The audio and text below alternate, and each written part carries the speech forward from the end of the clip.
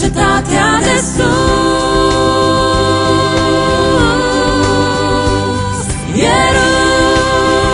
Ierusalim, vreau să pășesc pe străzile tale și vreau să privesc ale tale splendor.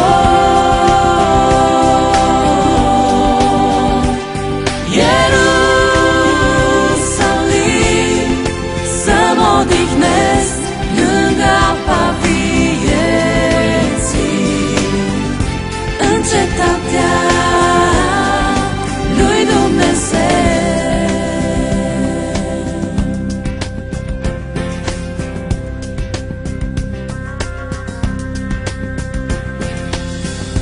Acolo leul stă chiar lângă miel, era armonie în orice fel.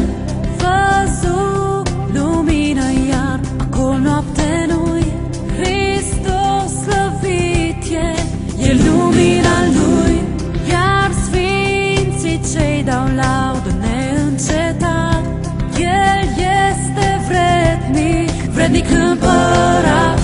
Vreau să ajung în cerul slăvit, în cetatea de sus.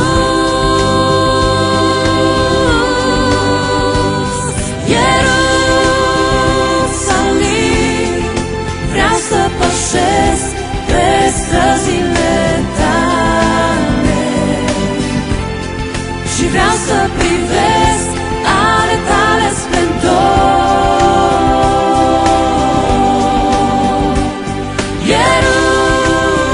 Ierusalim, să mă odihnesc lângă apa vieții,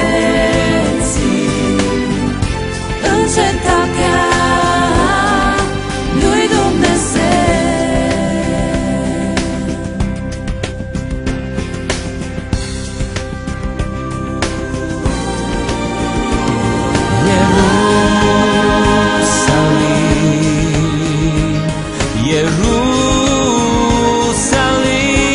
Ierusalim, toți Domnului cântați,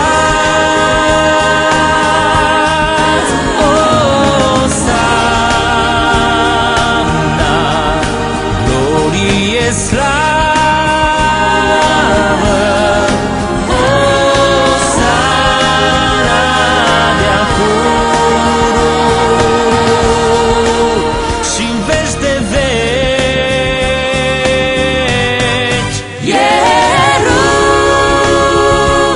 Ierusalim, vreau să pășesc pe străzile tale și vreau să privesc